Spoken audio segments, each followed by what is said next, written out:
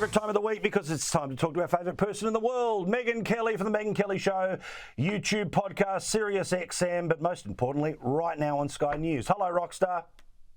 How you doing, Paul?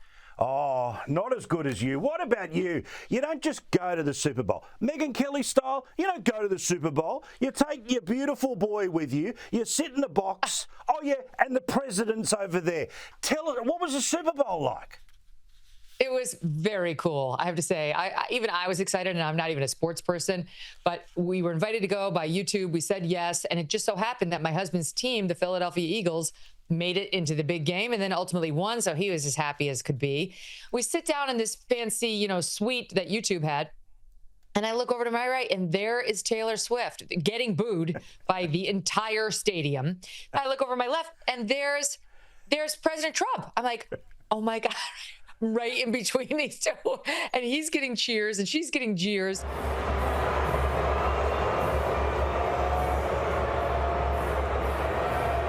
Rulers fight o'er the ramparts. At that point, I was like, I'm just going to slink back into my little seat right here and keep watching because this is great theater.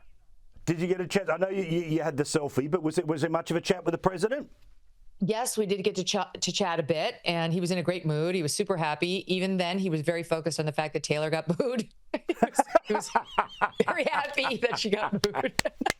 Look, I'll be honest. It's like, yeah, I'll be honest. Look, I get it. Most powerful person in the world, all the rest of it.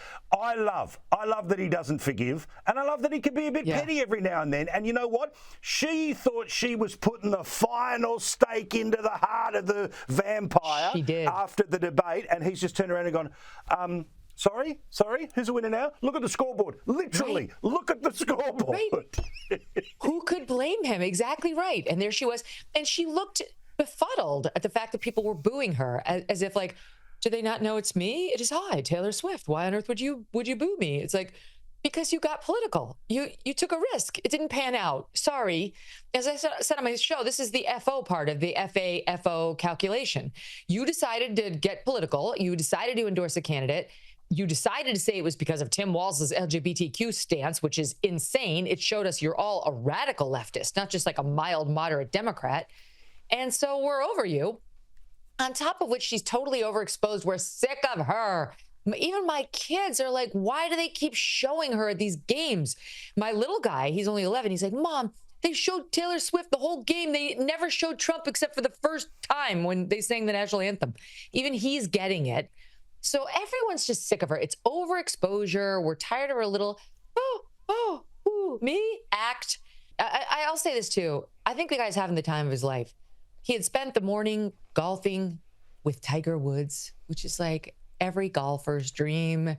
Then he flies out there to the Super Bowl where he gets the great sweet seats. He's sitting next to his daughter, Ivanka, who they all call the princess in the family because everyone loves her, but Trump loves her. She's clearly his favorite, and they're all very good-natured about that relationship. They think it's sweet. Let's unpack again a little bit more about what we learned about the 60 Minutes stuff, where clearly they were, at the very least, benefit of the doubt, shining the shoe of Kamala Harris in that interview. Now, the full interview was obviously longer than what they put to air, but that's what they do. They shoot, for an hour to eventually cut down to whatever, 10, 15 minutes. But what's come out after the raw tape has been released is all of the little benefits of the doubt, the little moments that would otherwise have exposed the blithering idiot that America rejected, but they chose not to show those moments because, of course, they were on her side. Yet another mark against a type of media that wants to just be dishonest. Release the full tape. Okay, edit it down for the Sunday night show, but release the full tape. I can't believe once it became a controversy, they didn't just do that. They acted like it was a state secret, like, we will never, never. It's like, wait a minute. This isn't a classified document. This wasn't something leaked to you by a source with the understanding that you would only reveal part of it, all of which I could understand. This is an interview with a candidate for president. She's the Democratic nominee for president.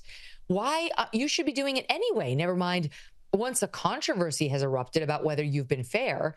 And I can only conclude having seen the transcript out, because the one inane answer that caused all the trouble for them, it wasn't good. but it wasn't a cardinal sin what they did there. But if you look at the overall transcript, what you glean is that they ran cover for her, that her most vapid, empty-headed, moronic answers all fell out of the interview and were left on the editing room floor. And so when you read it, it does show a pattern of protection. What we found out about that one infamous answer, in response to which Netanyahu does not appear to be listening to you, was they teased one piece of the answer on Sunday, and then they ran a different piece of the answer on Monday, and people wanted to know what else was in the answer. Well, the answer to that is nothing. The whole answer was those two pieces merged together. Now, the one they used in the tease on Sunday made her sound especially dumb and incomprehensible, which is a feat. And somebody decided they would do her solid and run the slightly more comprehensible, but still kind of answer on 60 Minutes, which is what they did. And when you string them together, she sounds even dumber. But it seems that Prime Minister Netanyahu is not listening.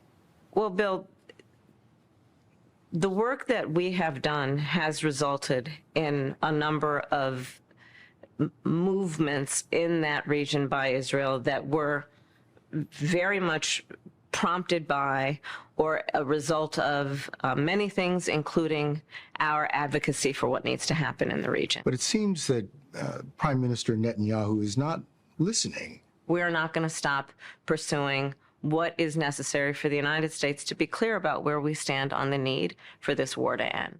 Typical Kamala Harris, it was 300 words to say 10 words. So they did definitely do a solid for her. But then you read the rest of the transcript, and what wound up on the editing room floor?